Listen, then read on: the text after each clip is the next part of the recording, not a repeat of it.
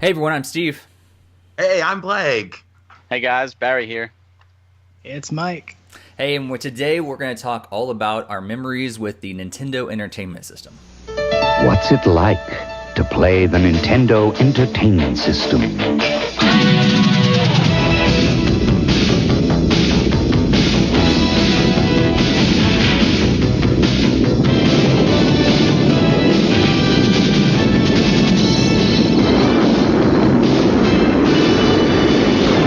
Nintendo Deluxe set comes as shown with 2 game packs. Other games sold separately. Now you're playing with power. So, the NES Mini was out for just a very short lifespan. So, in honor of the short lifespan of the NES Mini, today we're going to talk about our memories with the original NES, the Nintendo Entertainment System, and where everything all started and everything. Blake, what was your first memory of playing the original NES? Yeah, I was just thinking of that, of the guys talking about when they got their NES, and truthfully, I cannot remember. That is one of the only systems of Nintendo that I cannot remember when I got it. It just feels like it was in my life, like automatically. I It's don't always know there. if it was just like, hey, you were destined to have this machine. So yeah, but. Oh, we had Super Mario Brothers and Duck Hunt, and you had some of my favorites were like The Legend of Zelda and Final Fantasy, and Dragon Warrior, because we couldn't get Dragon Quest. So yeah, there's just like, yeah, DuckTales. I do remember when we got DuckTales. So there's just like all these fun things that I just was like, yeah, Kirby's Adventure, that I was just like, this is the beginning of all things Nintendo. Metroid started here. This is just where everything started. I mean, there's talk of how it got better with something like the Super Nintendo, but everything got its start here in the 8-bit NES era, and I just loved my machine. I think it ended up dying. My old toaster Uh, died, and yeah, and R.I.P. then we got the top down loader, the Yep, top yep, loader, I got that and one. yeah, and so that one lasted me a lot longer. I think the pins and all that stuff on the toaster ended up stopping and all that. So we were just like, let's do this. And yeah, but good memories with that machine, and just cherished them, those times with the Awesome. NES, late nights, and yeah, spending time with Super Mario Brothers 3 as the greatest game ever made. So yeah, that's just like, yeah, It's and on the table. It's on the table. just there you go, right? So yeah, and it just is great fond memories for me, Nice. So, yeah. Nice.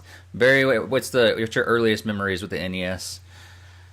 Geez, I was probably about, I'd say 3 when I went to a friend's house and they had this bad boy hooked up and I Mm, saw Super Mario Brothers for the very first time and I was in love mm, because I grew up in a house with an Atari, Hmm. not the 2600. I had the 800, which was a computer Wow. Atari. I had Commodore 128, and I had pretty much every game I could want, and I loved those two systems. And when I saw the NES, I was like, "Oh my God, this is amazing! I want this." And of course, my mother was like, "Nope, you're not getting that." So for for the better part of my childhood, I would go to friends' houses and sit there and just play Mario. I didn't care if I just kept playing the same levels over and over again. I didn't get to do that at home. It was a cherished thing. I would go to like summer, we would have a bungalow colony and kids would have, Mega Man 2 and they would have Turtles 2 and Turtles 3 and I oh, remember seeing the first time Mario 3 and watching someone beat it. I was like, "Oh my God." It was to the point that I was so jealous that when I saw like the Mario World commercial for Super oh, Nintendo, I was like, "Oh oh. my God, I'm gonna get that and I'm gonna show those kids, who had a Nintendo, here I'm gonna one up you." Uh, But I didn't get one honestly until sixth grade. mm, For Christmas, which was my brother's hand-me-downs, which meant it was filled with sports games and nothing but sports games. So, I got to play like Baseball Stars, which was great until he took it back yes, from me. Uh, yeah, But it was the that Tecmo point that Bowl. I was able. Which one? The Tecmo Bowl. Oh, Tecmo Bowl, Tecmo There you go. Super yeah, Bowl. Yeah. yeah, MLB from LJN. Of course, was yeah. there. Nintendo football and golf and all that. But then I Oh went I went yeah. immediately to Toys R Us and I bought Mm, Zelda 1, Zelda 2. Mega Man 6 was out then because this was late. oh This was yeah. 94 and 90, yeah, 94 to 95 era. And I remember when I first played Zelda, it was at a friend's house. I had no idea what it was. I actually thought Zelda 2 was the first one because I'm like, Zelda 1 is so much better than Zelda 2 as a kid. Like, this has to be the sequel. I had no idea that it was reversed until I owned them. And I'm like, what the heck? You know, like, this is totally beyond me. Wow. You know, and at that point, I didn't get, you know, any other system for a while. I was stuck with an NES for 3 years, and that was it. So I went out and I explored the library because I had no other option, and I found so many great hidden gems and so many great titles on that that we'll talk about later. But yeah, I love the NES. It's very fond of my heart. Cool. How about you, Mike? Where does it all start? Oh. It was a long time ago now, and funny enough, it's actually the tail end of Barry's story. So He handed it down family, to you. So a lot of my first experience with NES is mostly because my family was growing up has grown up Nintendo in that sense. So we've all grown up with video games. Grandparents having I think a ColecoVision in their collection, and they also having both the Nintendos or both the Super NES, the Super NES and the Nintendo 60 or first Nintendo. Yeah. They're all Nintendos at this point. But Yeah. But my first experience is probably when I was 3 or 4 years old, just sitting there. The first experience I actually remember is just sitting there playing Mario, Mario 2, Mario 3. Among other things, it was Pictionary. Tetris is one of the first games I had. Mario I had particularly was the one with Duck Hunt, so I remember playing clay shooting a lot.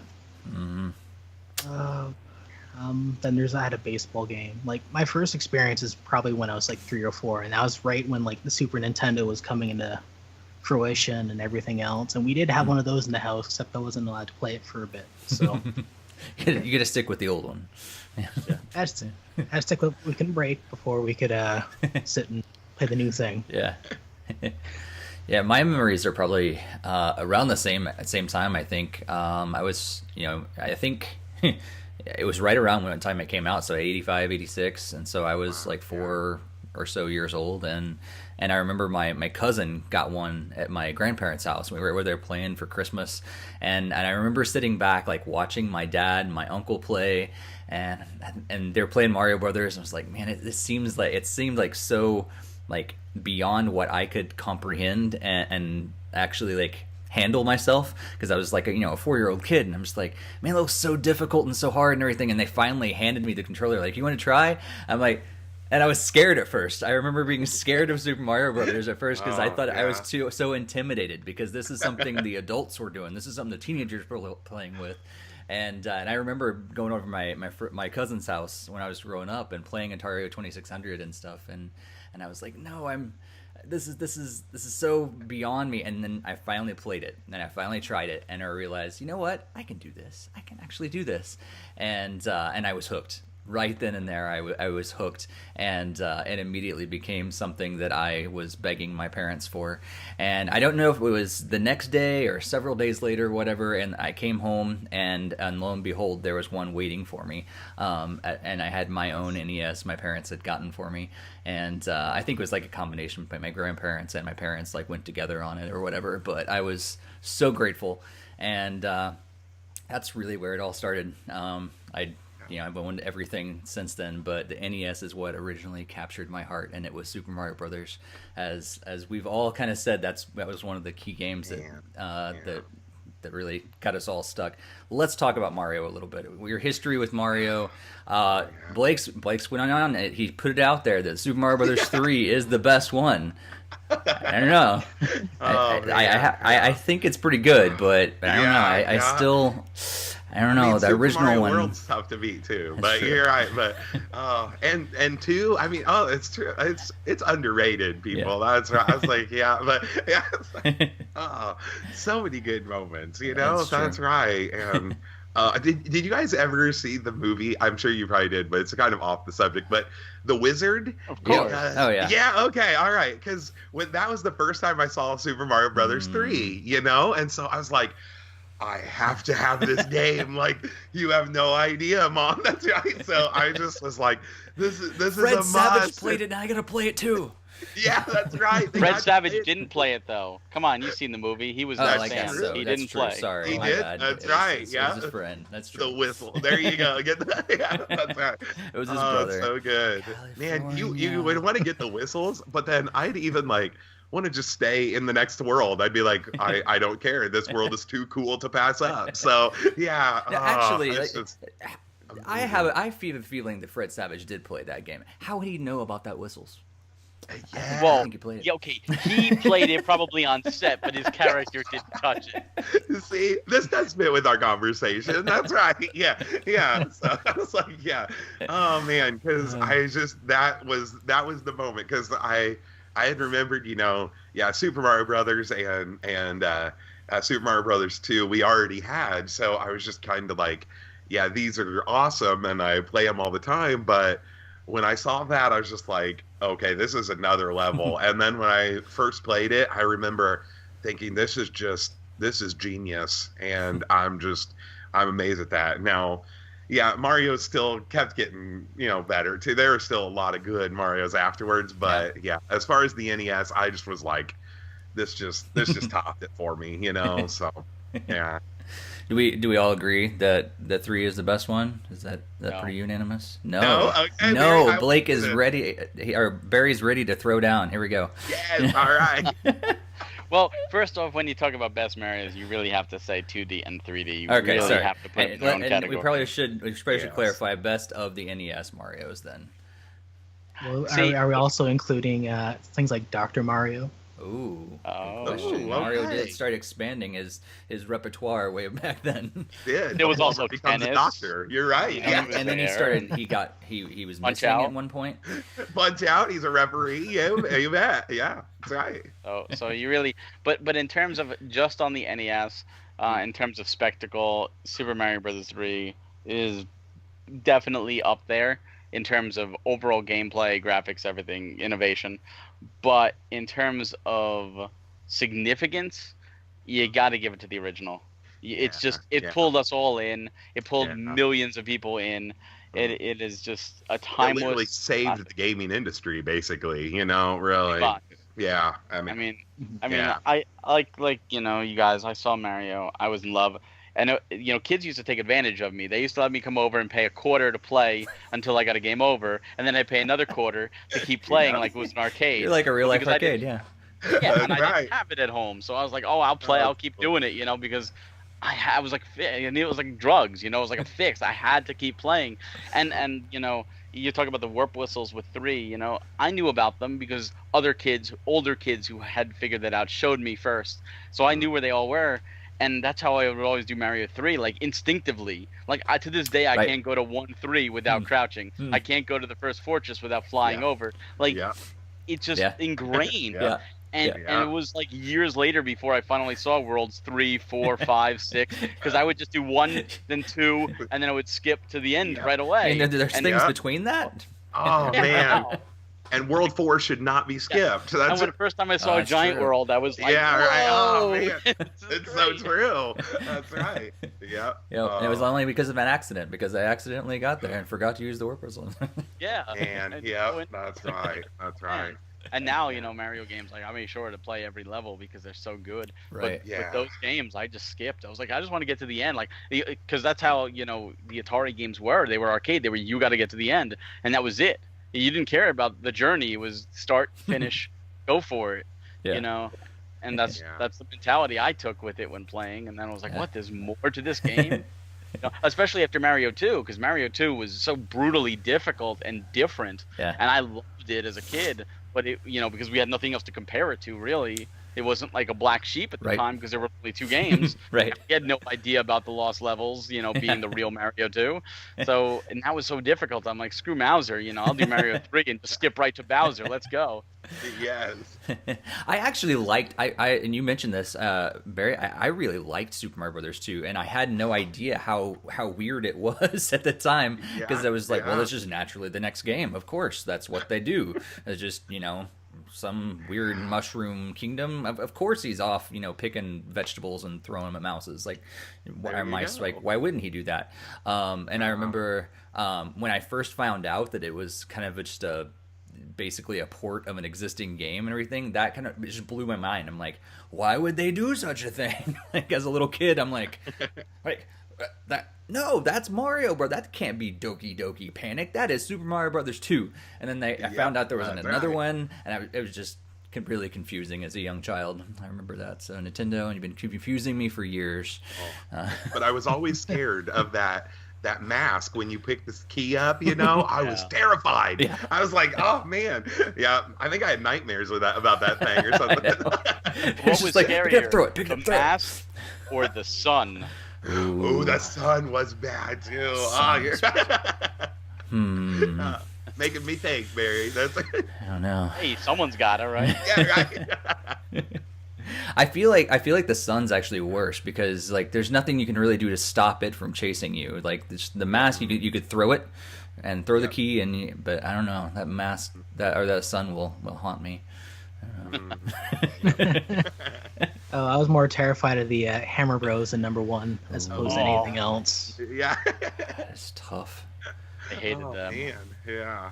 Yeah, I remember like, and in 3, I remember too, like when they start like the different type of brothers, the Hammer Brothers and the Boomerang Brothers and everything else. It's like, oh my gosh, like I'm never gonna be able to take these out, and now it's like no problem. But like I remember as a kid, I'm like, this is so intimidating.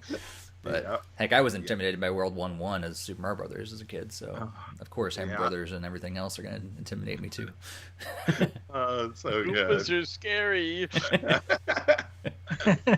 Oh, that's right. So let's talk about some of those other games. Barry, you mentioned that there's some of those hidden gems. Let's talk about those a little bit. What are some of those hidden gems that you're like, you know what, I really enjoy playing this. I don't know if anybody else knows about this game, but I loved playing this. Or maybe you still do love playing it. Well, of course. I mean, there were some like Battle of Olympus a lot of people don't ever talk about. And that was just such a unique, exciting game. And then you even have ones that came out on other systems. Because like I said, I didn't get a Super Nintendo for a long time. In fact, I had a 64 before I had a Super Nintendo. And for me, like games like, I love the Teenage Mutant Ninja Turtles like everybody else. So when Tournament Fighters came out, I was so like, what? Oh man, I want a Super Nintendo. And then I found out it was for the Nintendo. So I got it. And like, I played the hell out of that game. Really? And you know, so many people don't even know it exists on the NES, and it's the only one with Hothead. And like, it's just so weird to have an actual one-on-one fighting game on the NES.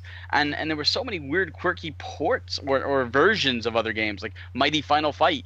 You know, hey, the NES got its own version, and you know, Street Fighter 2010, I think it was, you know, which was nothing like Street Fighter at all, but it was like, hey, cool, there's a Street Fighter on NES.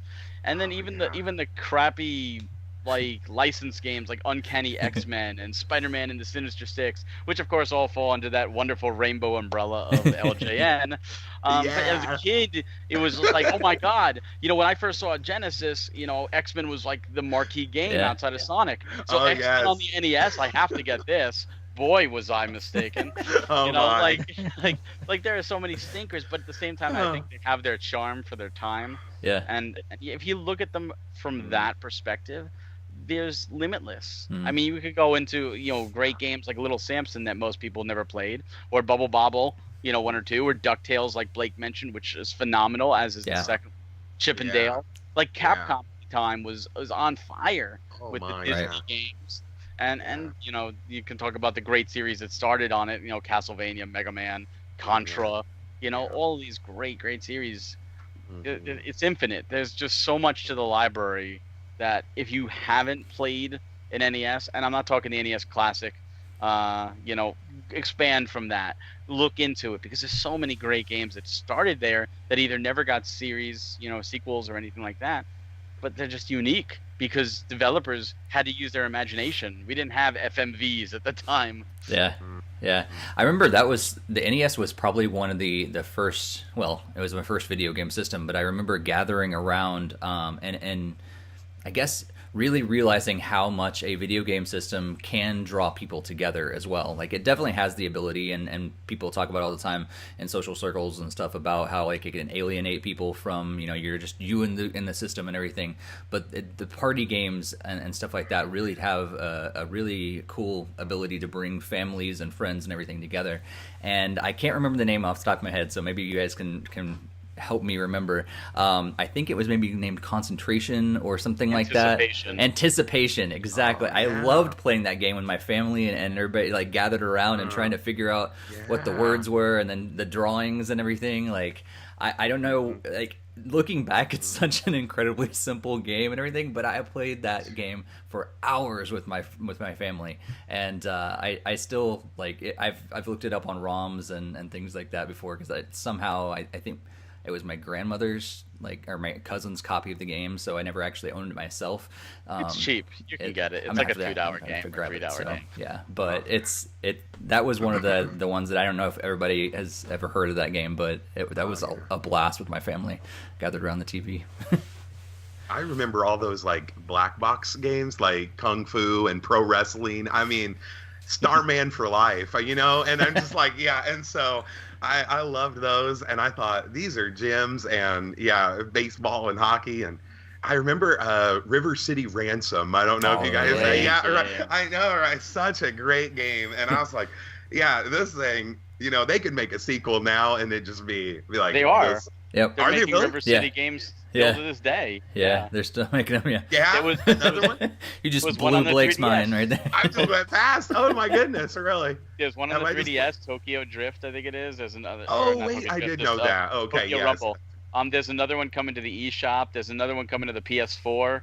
That's like a Smash Brothers style River City game. There were two on the DS. As good as it? He really kind of. I always wondered that. I think I saw some things.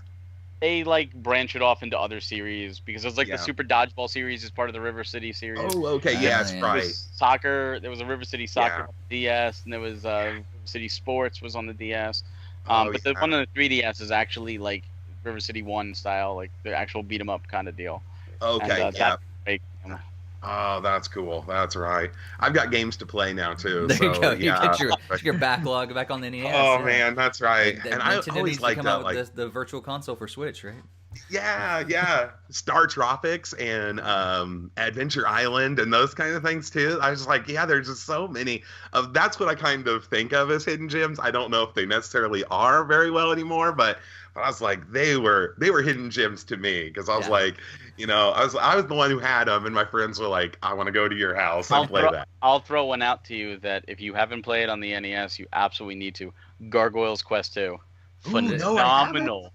Phenomenal. I played it.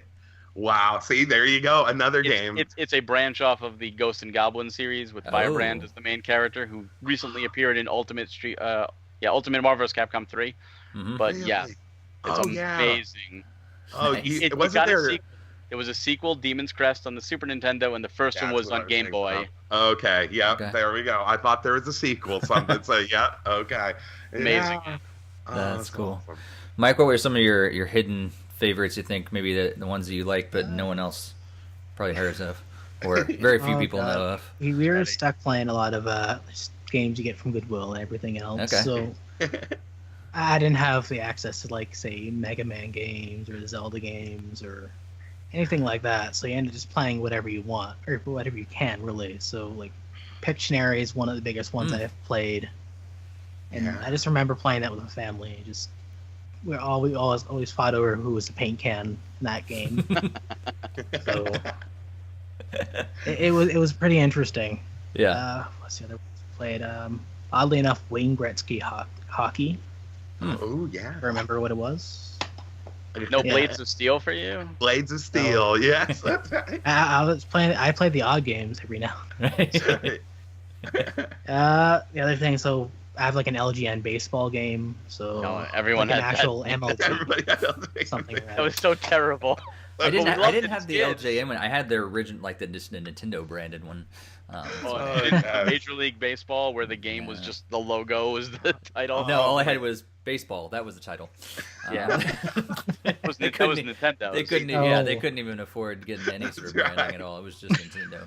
And I had golf as well.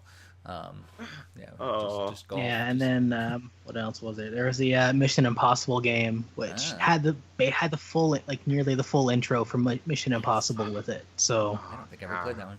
But then they called it Impossible Mission over here, which is weird. That's right.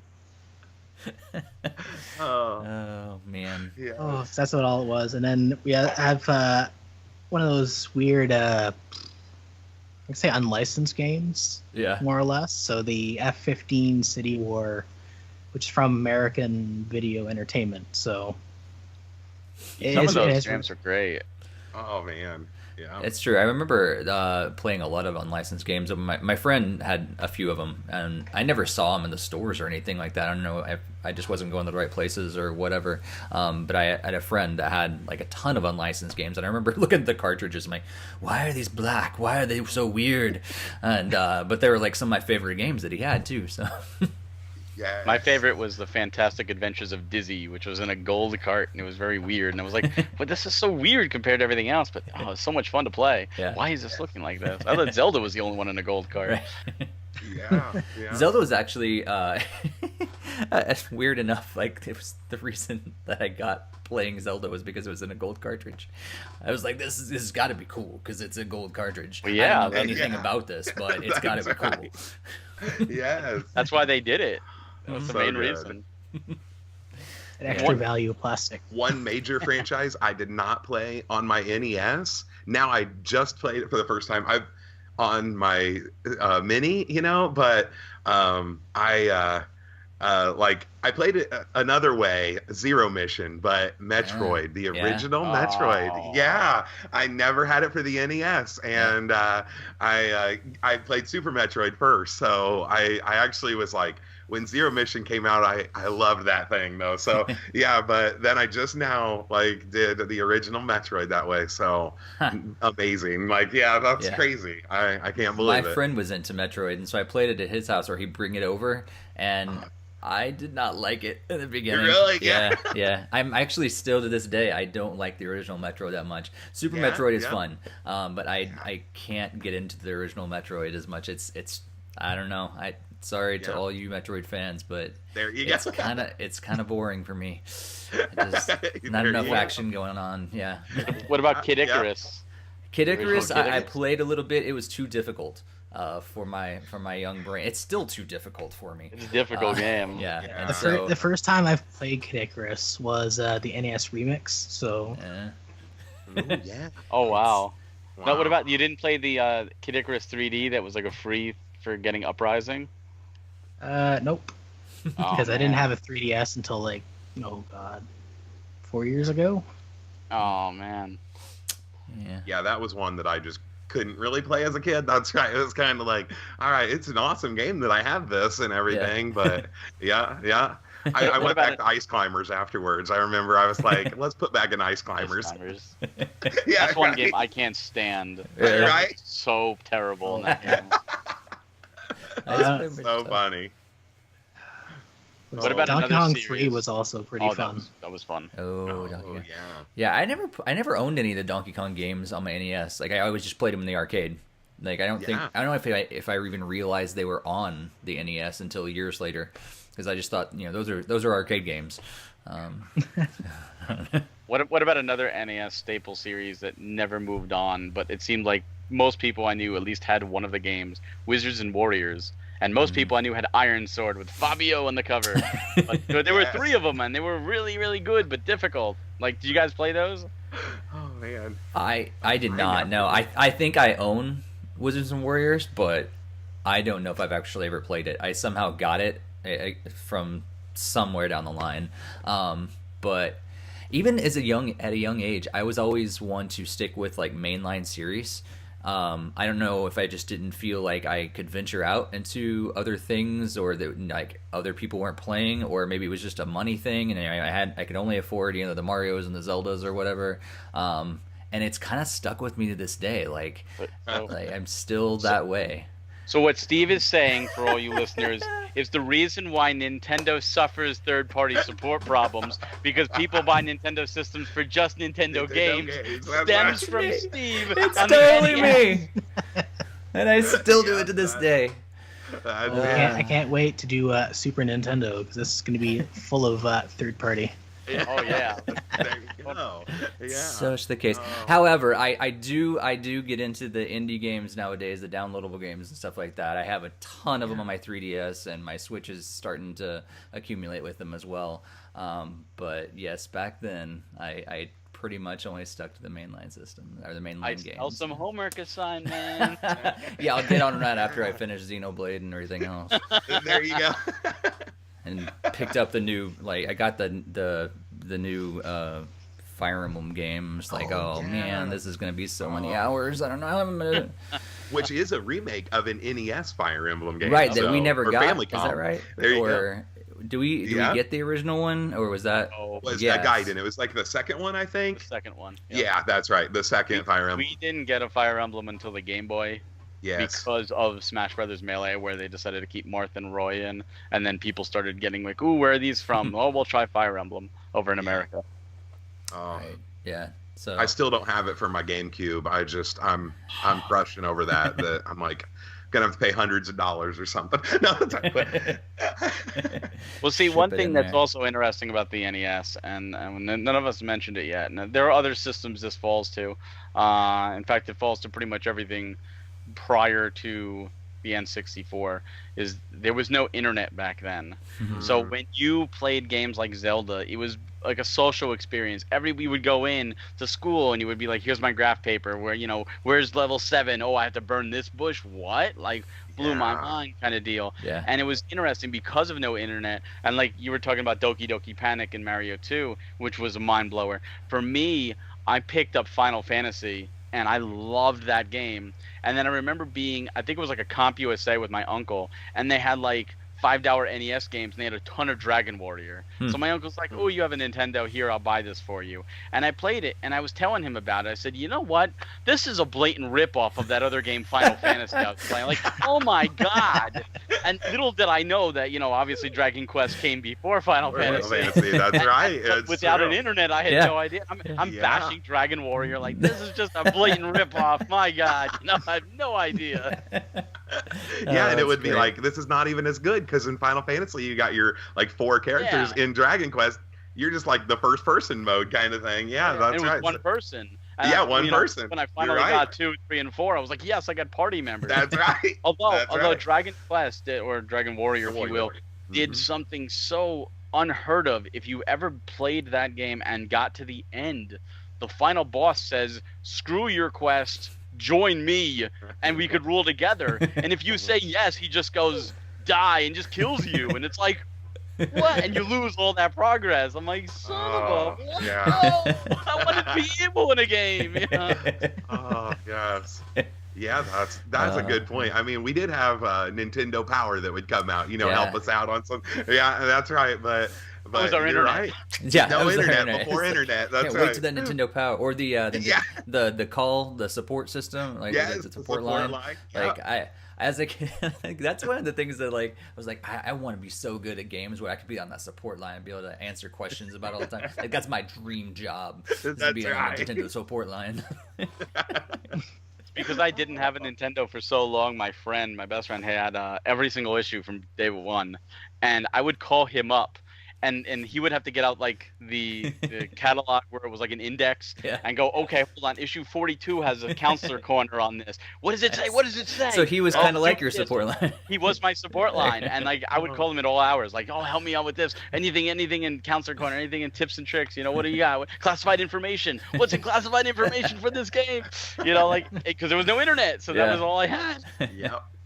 I think that's one of the things that I think I really, and most people have said this many times before, so it's not an original idea, but Nintendo really brought the social aspect of gaming to just the next level, and they always have. I remember so many times like going over to my friend's house, and that's what we did. We played video games together. They'd come over to my house and we'd be playing Ninja Turtles 2, or we'd be playing even like trading back and forth on Mario Brothers 3 and stealing each other's lives and things like that, or like you name it, like we played it together. And sometimes he had games that I didn't, and instead of just passing the game back and forth, we'd actually like go to each other's house and play it. And I think online gaming is cool. It's great. You can play across the miles, and so we have to do since we're all in different states, but there's just something about going to someone else's house, or they coming over to your house, and you gathering together, and you both got your NES controller in your hand, and you're just like side by side on the couch, like engaged in a game together. There's not much that can compare with that. 64, brother. actually. Poetry. Yeah, when they expanded it to 4 players. Although I had a 4-player expansion for my SNES, so multi-tap. Nice. But Yeah. Now, see, here's another thing about the NES. Maybe it was our imaginations as kids, but like I don't know if you guys like did this, but my friends and I would make up like our own type of games. Like Mario 3, we would say screw the actual game and just play the Mario Brothers game and just, just go after each other. Or Battletoads. How many of us did not get past the first level because we just spent the time beating the crap out of each other and having fun? Who would be the last man I standing? think for a long time that and one of the whichever Double Dragon was that had the 2-player mode. 2. Like I didn't even play the game. We just fought each other the whole time. Yeah, no. I was like, what? There's a single-player campaign. Forget that. That's why like Mario Maker was such an awesome thing too for me, because I was like, yeah, you get to be so creative with like, this is what we did. Like I remember drawing things like, all right, I'd have a Goomba come up here and I'd have this turtle get you like that. Yeah, it's just like I do. Yeah, here's Bowser in this spot, and you just would have fun like that. So there was a lot of good things like that brought out more creativity. Yeah. So. The only problem with that is it either showed that all we wanted to do was create autoplay levels, or the most insanely impossible level that you had to trade in your firstborn to be able to beat. That's right. Yep. Just imagine if like that was how the original Mario Brothers was. I don't know if we'd really make it past that. Yeah. That's right. Oh my god. Oh my. Well, some good memories. We could probably go on and on and on. Before we wrap up here, any last minute things you're like, oh yeah, I totally forgot to mention this. This is huge for me in the NES. Mike, you got anything? Not really. Like my memories of the NES are just like starting to fade through time. Yeah. So like the more consoles we get, the more games we get, like more of those memories just seem to go away because they're being filled by newer memories of newer games and everything else. That's true. Yeah. Barry, you got any parting thoughts? I think one last thing, the NES was home to probably some of the weirdest and obscure peripherals of any console ever, with the LJN rock and roller and the scope, and besides the power glove, which was terrible, the power pad, and like there were so many weird, bizarre things that it was. You had a robot. Terrible. Well, That's Rob, true, Rob. Yeah. Rob, that's Actually, right. did any of you own Rob? Power base. Yep. I did not. You had Rob, No, or you bought it? I didn't later? own him as a kid, but I got him you later. got him later. Yeah, I always saw him in the posters and everything. I was like, where did that come from? Because my NES didn't come with that. Yeah. That's right. I didn't even know anybody with a Rob at that point. Yeah, Like, no one I didn't. had him. Yeah, no. That's true. There's some weird peripherals for sure, but some really cool ones. I have some great memories of that power pad. How many do you have of the rock and roller?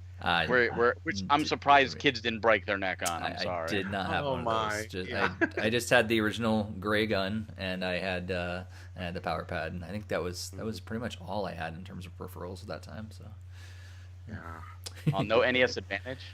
I did not. A friend of mine had it down the street, and I actually didn't like the NES Advantage. Yeah, it was weird for me. Like I was like I'm traditional at that time. I was like a 5-year-old. I'm like, no, I'm traditional controls, man. D-pad or get out. Yeah. I think I did have a third-party like fight stick eventually, but that was about it. So. Blake, any parting thoughts about the NES? If you haven't played the NES, like go back and play some of those things, because I mean we did grow up on it. I mean all 4 of us here, that was our gaming system, and now I think it just seems to be that things get to be like it's all about how much power and graphics and horsepower the thing has. That it was a simpler time back then. It was like, you know what? We get to have arcade games on our TV, and it's just like, this is mind blowing. And so, if you ever just get some time, just go back to those days, the simpler days when things were just like, here is your 2 buttons and a D-pad, and and put in that Konami code and beat up in Contra. You know, it's just it's blow on the just, cartridge, stick it in, blow on the cartridge. Yeah, exactly. Like this is no digital downloads, people. Come on, you had the physical cartridge. You put the thing in. It's not hard to do. That's right. It's like, and so I'm like that is something that I do cherish, is those memories, and so I'm glad I'm going to get to be able to share them with my children as well too. So it's really exciting, and go back and live that up again, you know. Definitely. Yeah. You reminded me of one quick thing, Blake. When you talk about playing the arcade games, you know, I instinctively remember the Turtles 2 ad, where it was like the Turtles arcade game with the mutation, and it was mutated down into an NES cart. When you guys saw that and played that, were any of you also upset that we never got Simpsons and X-Men, the arcade games on the NES? Like, you did this with Turtles 2. Why not those two? That is a good point. That's right. So much that when they released it later on Xbox 360 or whatever, I thought about getting an Xbox. I think there was Bart's Nightmares on NES. Yeah, that's true. I thought about just getting an Xbox just because I wanted that game in my house. Well, Bart's Nightmare wasn't on the NES. That was actually on Super and Genesis. We had Bart versus the Space Mutants, Bart versus the World, and Bartman versus Radioactive Man on the NES. Yes. Yeah, Bartman that's right. versus Radioactive Man. So Bart vs. the Space Mutants was terrible, even though we all bought it because it was Simpsons. That's true. We got to have they were all terrible, to be honest. Oh yes. Well, thanks so much for joining us today, guys. Maybe we'll be back and you know, who knows how long, but some point we'll revisit the SNES. We'll move down the line and revisit all the other consoles. Let us know if you like this sort of thing. Let us know in the comments down below, and share your memories about the NES down in the comments below. We would love to hear what your first memories were. Maybe there's some game we didn't even mention and you're like, dude, this is a game that everybody needs to play. Throw that in the comments. We would love to hear from you, and be sure to hit that subscribe button so you can be alerted every time that we release a new video here. We got podcasts, we got interviews with industry talk, we get this game chat sort of thing where we talk about current games and sometimes some old games and everything. So make sure that you subscribe, leave comments, share it with other people that you think would enjoy it, and stay tuned to here at NintendoFuse for all of your news, reviews, gameplay, and all that stuff. Play me! Play me! I can't open this one. Oh, no.